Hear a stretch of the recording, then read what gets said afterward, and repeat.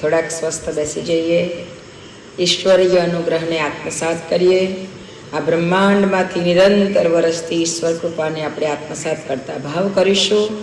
હે પરમાત્મા, આપની ચેતનાને અમારા અંતઃકરણમાં ધારણ કરીએ, જેના કારણે આપની દિવ્ય ચેતના દ્વારા અમારા અનંત જન્મોના કશાય, કલ્મસ, દોષ, દુર્ગુણ, પાપ, કુસંસ્કારનો નાશ પામે.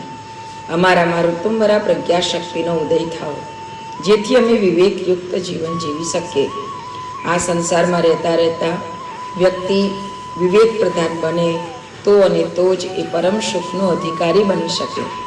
એવા પરમ સુખના અધિકારી અમે બનીએ એવી અંતઃકરણની મંગલ પ્રાર્થના સાથે સર્વના કલ્યાણની કામના કરતા એક સાથે એક સ્વરમાં ગાયત્રી મહામંત્રનું ઉચ્ચારણ કરીશું. ઓમ ભૂરભુવઃ સ્વાહા તત્સવિતુર્વરેણ્યં ભર્ગો દેવસ્ય ધીમહિ ધિયો યો નઃ પ્રચોદયાત.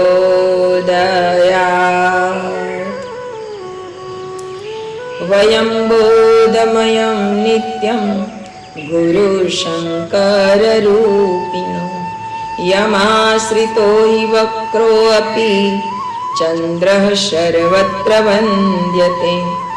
યા દેવી સર્વભૂતેષુ માતૃરૂપેણ સંસ્થિતા.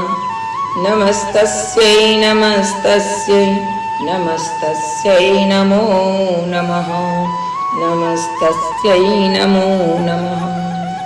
પરમ પૂજ્ય ગુરુદેવ પરમનીય માતાજી, આદ્યશક્તિ વેદ માતા, દેવ માતા, વિશ્વ માતા, મા ગાયત્રીના પાવન સાનિધ્યમાં સંરક્ષણમાં ઉપસ્થિત તમામ શ્રદ્ધાળુવાલા સ્વાધ્યાય પરિજન ભાઈ બહેનો, આપ સૌના અંતઃકરણમાં બિરાજમાન પરમ ચૈતન્ય સ્વરૂપ પરમાત્માને મારા કોટી કોટી પ્રણામ. ગુરુ ચેતના માત્ર સત્તાના શ્રી ચરણ કમળમાં અનંત કોટી દંડ પ્રણામ સાથે આવો. સ્વાધ્યાયનો ક્રમ સાથે તમારું જ્ઞાન સત્ર ખૂબ સરસ રીતે ચાલી રહ્યું છે. અતિ આનંદ થાય કે આપણે એક વિરાટ સત્તાની સાથે કોઈને કોઈ રીતે કનેક્શનમાં છીએ. તો પરમ પૂજ્ય ગુરુદેવ કહેતા કે બેટા, તમારે મારી સાથે વાતો કરવી હોય ને તો મારું સાહિત્ય લઈને ઉપાડો. હું એમાં તમારી સાથે જ વાત કરું છું, એવા ભાવથી તમે એને વાંચન કરો તો અવશ્ય તમને એવું લાગશે કે ગુરુદેવ મારી સામે બેસીને બોલી રહ્યા છે, મને કંઈક કહી રહ્યા છે. અને ખરેખર એ ફીલ કરીએ ને તો જરૂર થાય જ છે.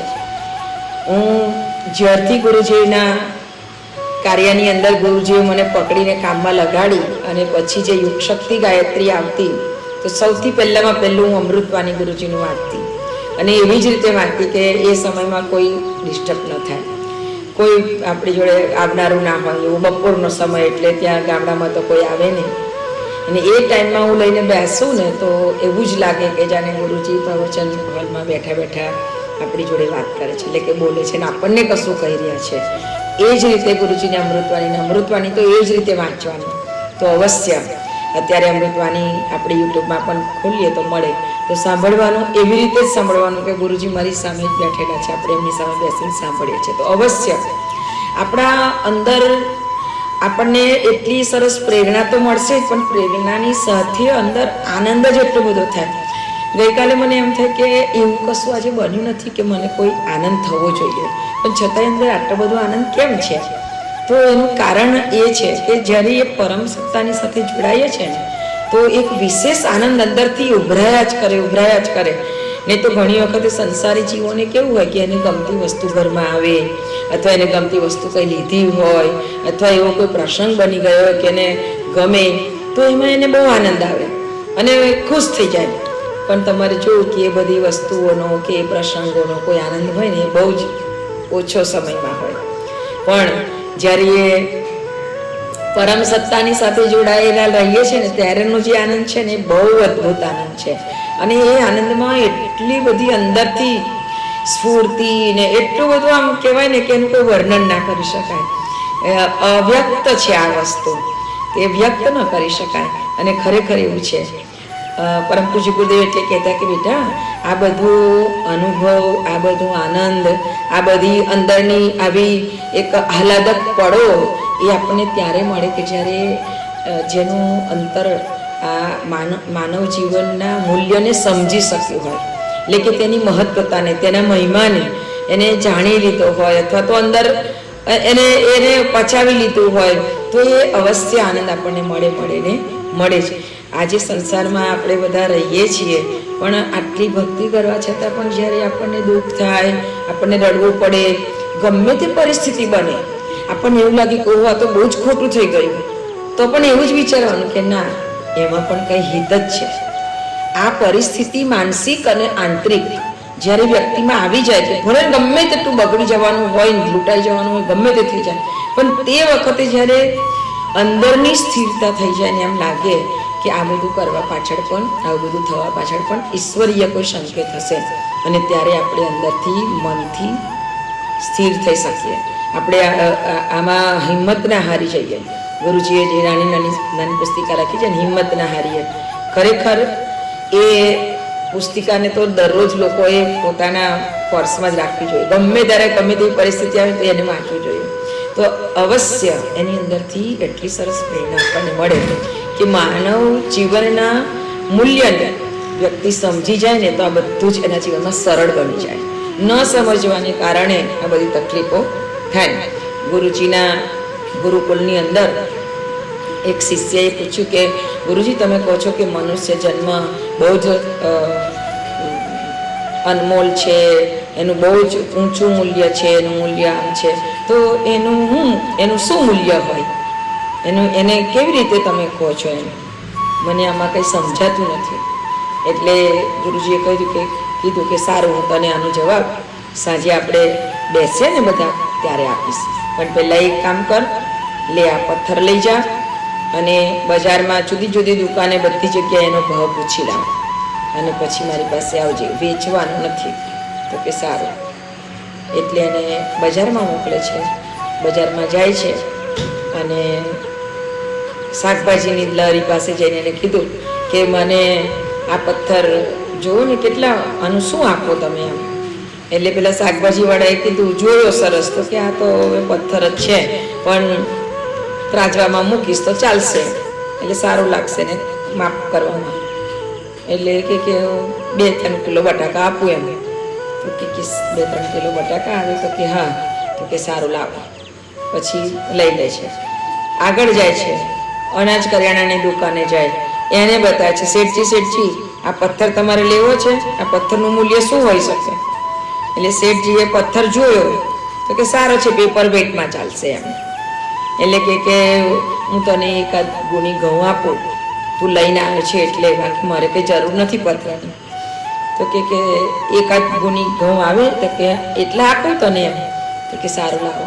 તો કે તારે આપવો નથી? તો કે ના, મારા ગુરુજીએ કીધું છે કે તું ખાલી એનું મૂલ્ય કાઢી જાય.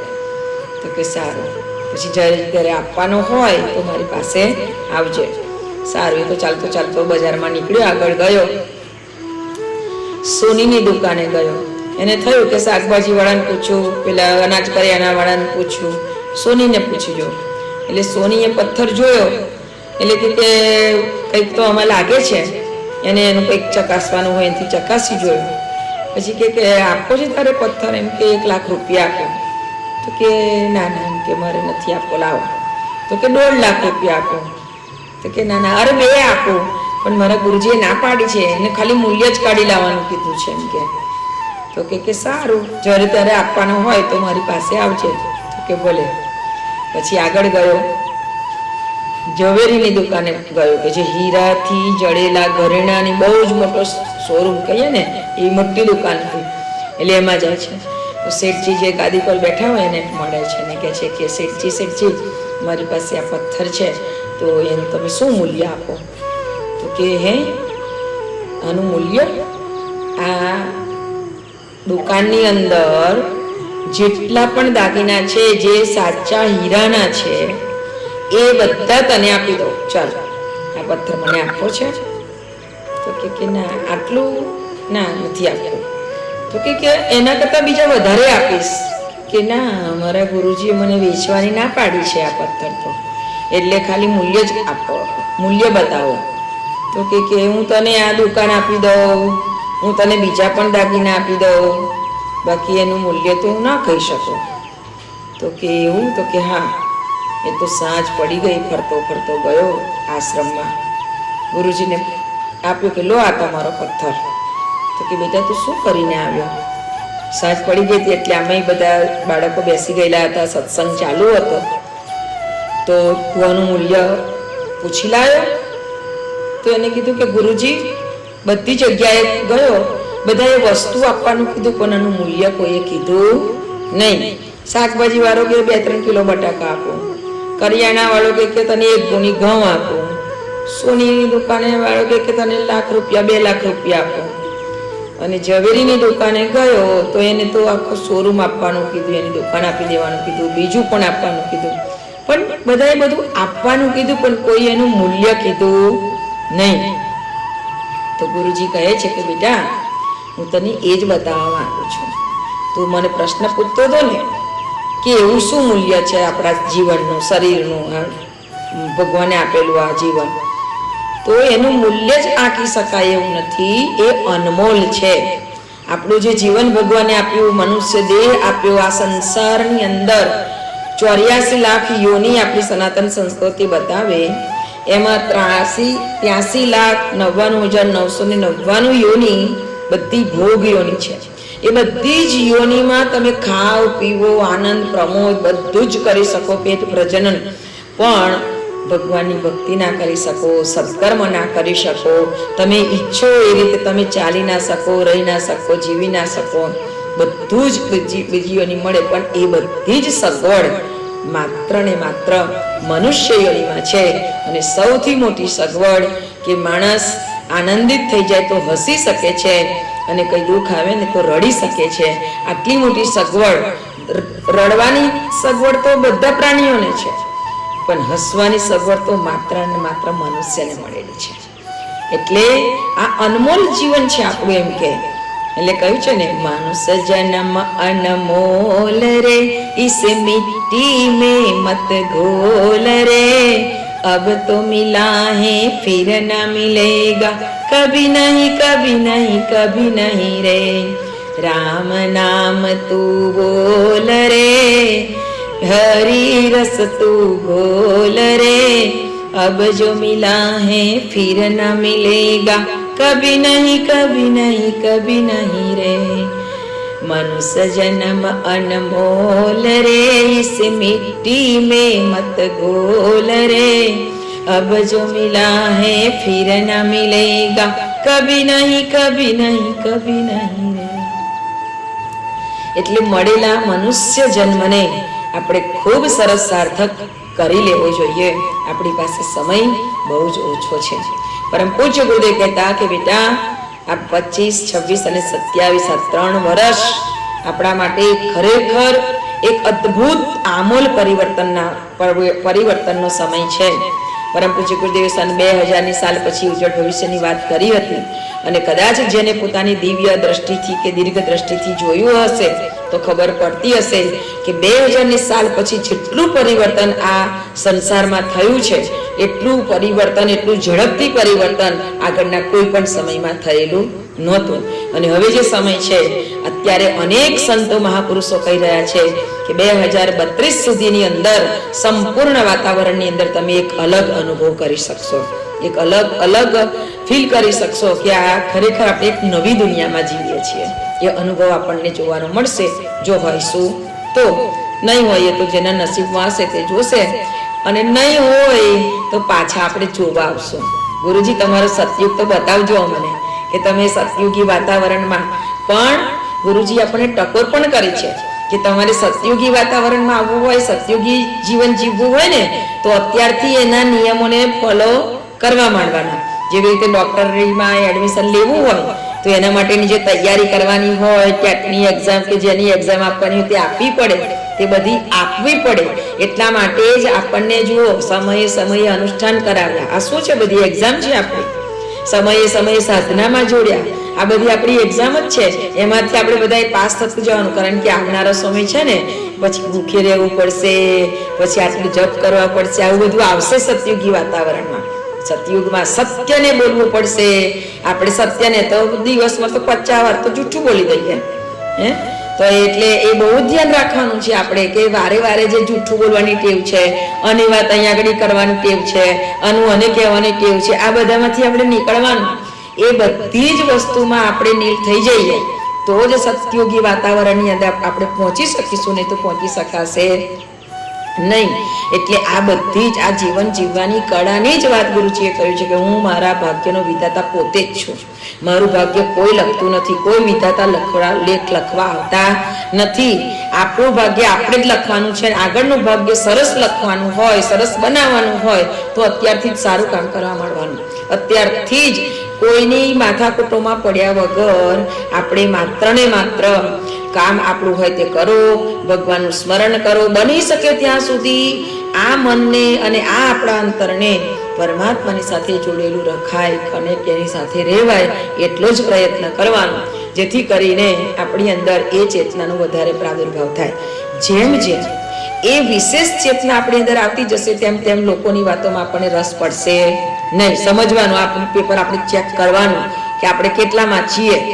આપણને બીજાની વાતો સાંભળવાની પણ નહીં ગમે, આપણને એ બધામાં પડવાનું પણ નહીં ગમે. હા ભાઈ, તમારે જે થયું હોય તે, હા તો તે જાણ્યું, પેલું આવું થયું, આપણે કશું જાણવું નથી. જેને જે થયું હોય તે, કદાચ કોઈ વાત કરતું હોય કે આવું થયું તું તો બરાબર છે, હવે જે ભગવાને લખ્યું હોય તે થાય, પણ એની અંદર આપણે કશું પણ ચંચુપાત કરવાનો નહીં.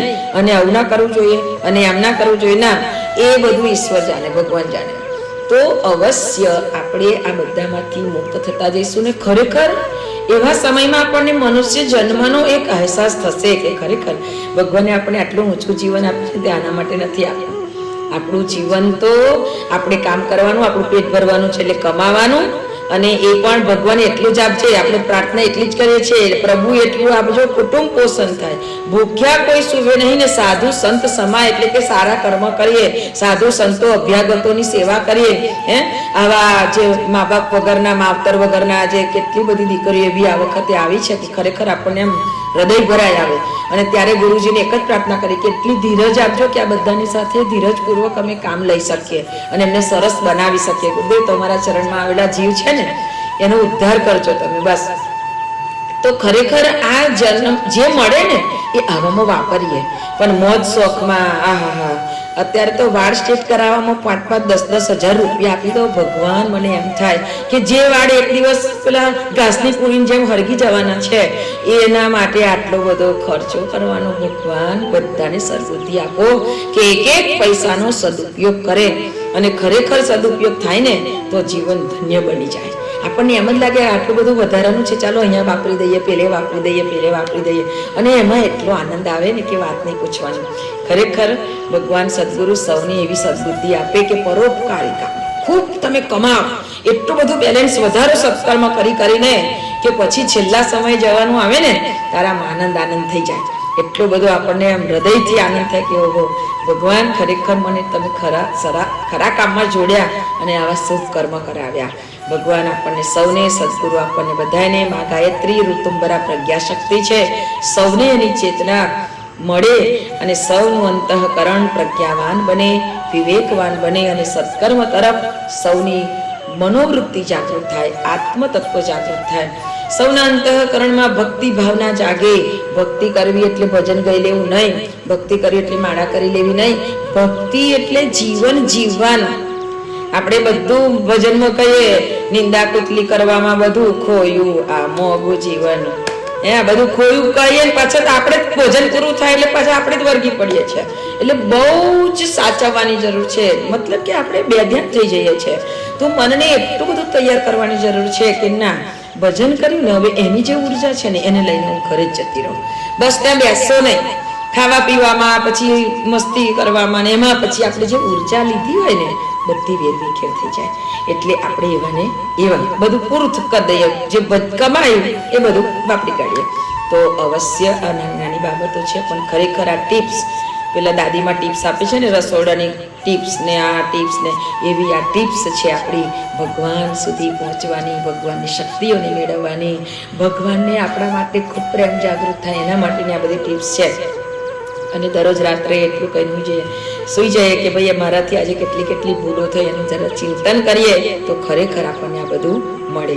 તો અવશ્ય આપણા સૌના જીવનમાં પરમ પૂજ્ય ગુરુદેવ પરમનીય માતાજીની પરમ કૃપા પ્રાપ્ત થાય અને સૌને એમના તરફથી ખૂબ ખૂબ અનુદાન અને વરદાન મળે, સૌનું જીવન સુખી બને, સૌનું સ્વસ્થ સારું રહે. અને આ પવિત્ર કાર્યમાં આપણે જે જોડાઈએ છીએ ને, તો દરેક જણ આજે એક સંકલ્પ કરજો કે આવતા સ્વાધ્યાયની અંદર હું એક વ્યક્તિને જોડીશ, એક જ વ્યક્તિને. તમારે એક વ્યક્તિને ફોન આખા અઠવાડિયા સુધી કર્યા કરવાનું, જો તારે જોડાવાનું છે. અને એમ કરતાં કરતાં એને છેલ્લા દિવસ એમ થઈ જવું જોઈએ સારું યાર તું તો દરરોજ મારું માથું થઈ ગયું, ચાલ આજે જોડાવું છું, એમ એને જોડજો. તો આજે છે ને કરતાં આવતી વખતે આપણે ડબલ થઈ જઈશું. અને એ કશું સાંભળી લેશે, બે શબ્દ કદાચ એને ટચ કરી ગયા તો ખરેખર એ કાયમનો જોડાયેલો થઈ જશે. તો એ મોટી સેવા છે. તો એ બધી સેવાના કાર્યમાં પણ આપણે સરસ લાગેલા રહીએ. એ જ અંતઃકરણની મંગળ પ્રાર્થના સાથે સૌને જય ગુરુદેવ.